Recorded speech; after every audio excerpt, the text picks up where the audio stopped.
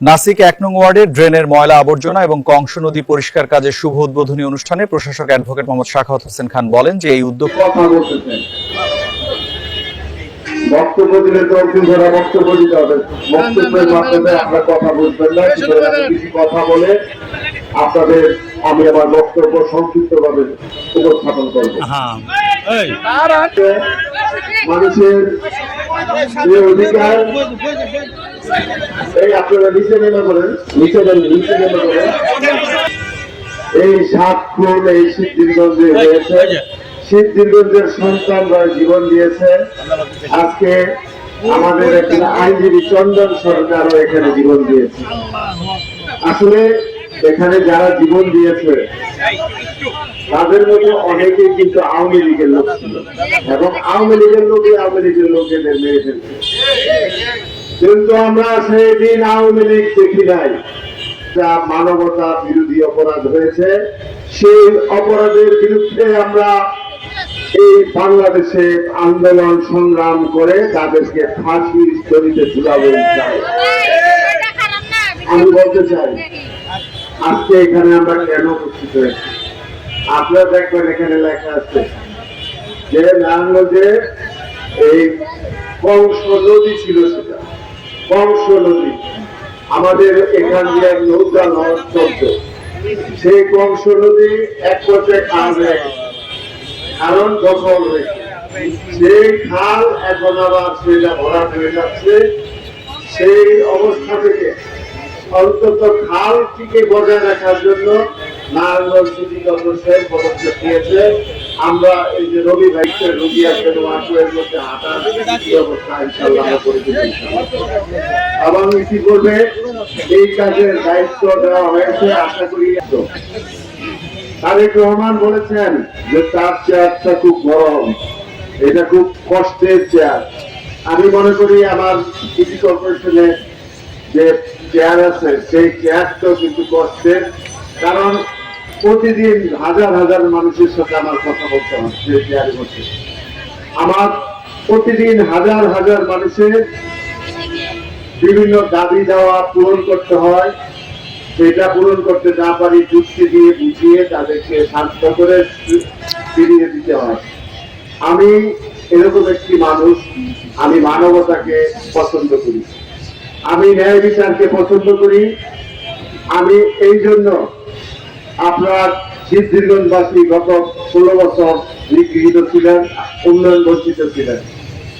আমি আপনাদেরকে বলতে চাই এই 1 নম্বর ওয়ার্ডের আনাচে কানাচে বড় রোড থেকে শুরু করে আনাচে কানাচে প্রতিজনের বাড়ির সামনে ড্রেন রাস্তা সবকিছু পাকা করা হবে।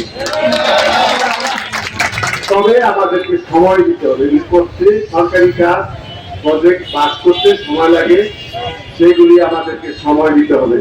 ইতিপূর্বে কিছু প্রজেক্ট আমি আপনাদেরকে বলতে চাই যে আপনারা কিন্তু এই সরকারি সম্পদগুলি রক্ষা করবেন। যেমন খাওয়া পরিষ্কার করে দিলাম, খনন করে দিলাম, আপনার পরের দিনে যদি ময়লা ফলায় সেটা ভরে ফেলান, তাহলে তো আর সেই পরিষ্কারের কোনো কারণ। এই খালটা যদি সঠিক থাকে, যদি বন্যা হয় বৃষ্টি হয়, তাহলে কিন্তু আপনারা ডুবে যাবেন না। এটা কিন্তু আপনাদের স্বার্থে।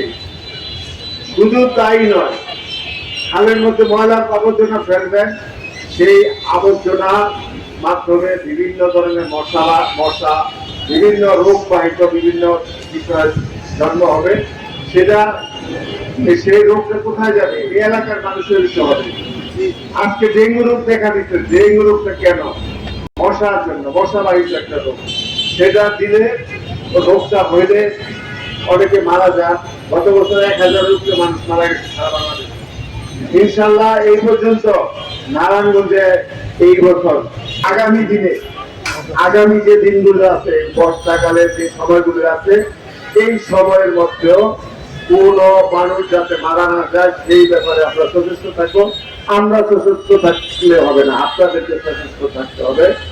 এই সকল আপনাদের বাড়ির আঙ্গিনা, আপনার ঘর দুয়ার এই পরিষ্কার পরিচ্ছন্ন রাখতে হবে এবং আপনাদের আশেপাশে যারা আছে সকলকে এটা বোঝাতে হবে যে ডেঙ্গু রোগটা কি, সেটার থেকে বাঁচার জন্য আমাদের এই ব্যবস্থাটা করতে হবে।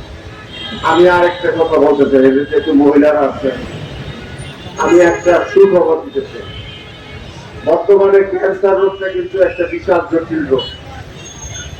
আপনারা জানেন যে মহিলাদের দুটা ক্যান্সার বেশি হয়, সেটা কি স্তন ক্যান্সার আর একটা হলো জরায়ু ক্যান্সার। কিন্তু অনেক আগে তো কলেরা রোগে, আপনারা যারা বৃদ্ধ আছেন আপনারা জানেন যে কলেরা রোগে বাংলাদেশের অনেক মানুষ মারা গেছে। এখন এই ক্যান্সারে মানুষ মারা যায়। সেই কলেরা রোগে যেমন ওষুধ হয়েছে, এখন কলেরা কোনো ওরকম রোগ নাম, সবাই ভালো হয়ে যায়। ক্যান্সার রোগও কিন্তু এক সময় ভালো হয়ে যাবে। আজকে আপনাদেরকে ঘোষণা দিচ্ছি, আপনার সিটি কর্পোরেশনের সাথে, সিটি কর্পোরেশনের যে স্বাস্থ্য কেন্দ্রগুলি আছে এগুলির সাথে যোগাযোগ করবেন। আপনাদের পরিবারে যে সকল কিশোরীরা 9 থেকে 11 বছর আছে তাদেরকে একটা করে ক্যান্সারের টিকা দিবেন, তাহলে সারা জীবন তার কোনো জরায়ু ক্যান্সার এবং স্তন ক্যান্সার হবে না।